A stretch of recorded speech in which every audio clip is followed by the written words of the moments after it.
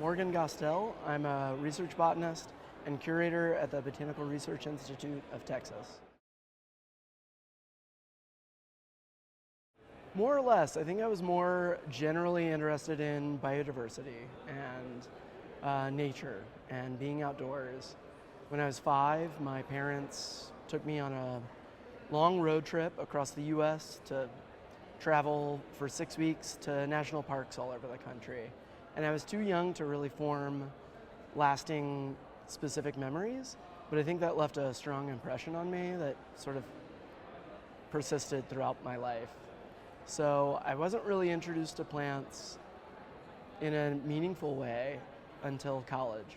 So when I was an undergraduate, when I took a botany course with my professor who ended up becoming my mentor, Dr. Greg Plunkett, it sort of opened this world to me that I didn't realize represented everything I wanted to do since I was a child. And I asked if I could work with him, and he said, yeah, absolutely.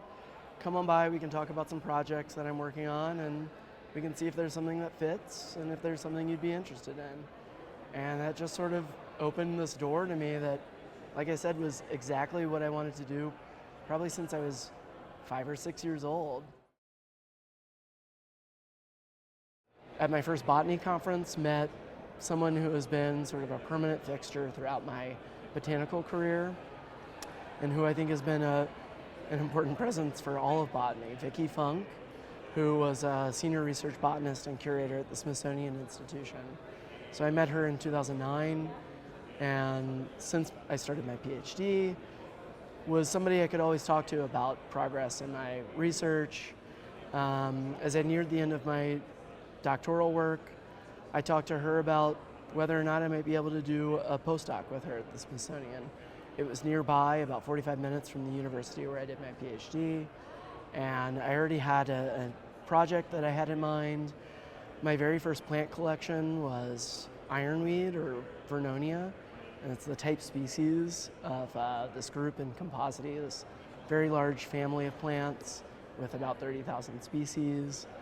So it just seemed this natural fit for the future of my career, and the opportunity to work with Vicki was an opportunity that, would be, I know, yet again formative for the future of my career, and somebody I always wanted to work with and who inspired me in all kinds of ways as somebody who didn't directly work with her as a master's or PhD student.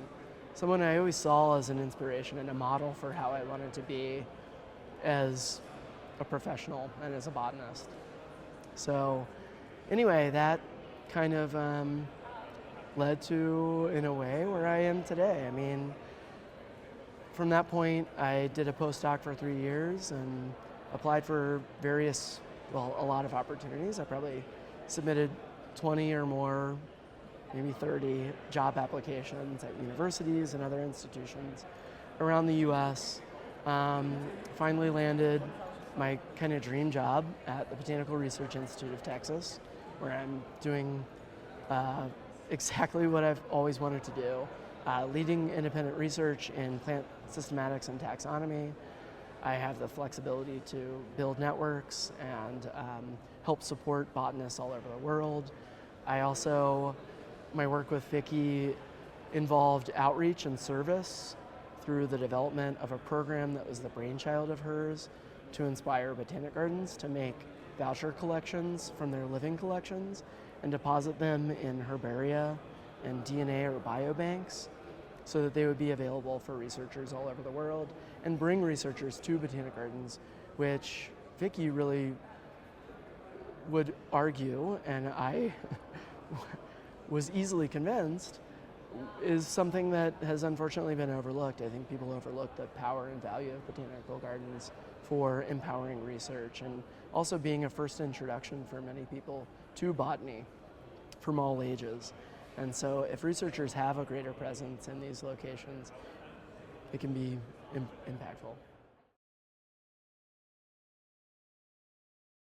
IAPT for me was always really visible and relevant because I'm a taxonomist, but not only that, they provide a lot of support to the growing graduate student community, which for me I can only say for myself, and what I've seen for other students is so important for allowing them to meet other students and engage with other professionals to help them grow and see other opportunities. The grants that they provide allow them to come to conferences, allow them to take their research to the next level, add parts of their research that maybe were not available previously. They also provide support to herbaria around the world or other collections, especially in parts of the world where it can be more difficult to get funding to support these collections. And we know that most biodiversity is in the global south, or in tropical areas where often there are limited resources. And so by mobilizing resources to build capacity or expand the availability of capacity for people who are doing highly impactful work in parts of the world where biodiversity is most relevant and most diverse, is just an incredible and meaningful mission. So IAPT is amazing for that and many more reasons.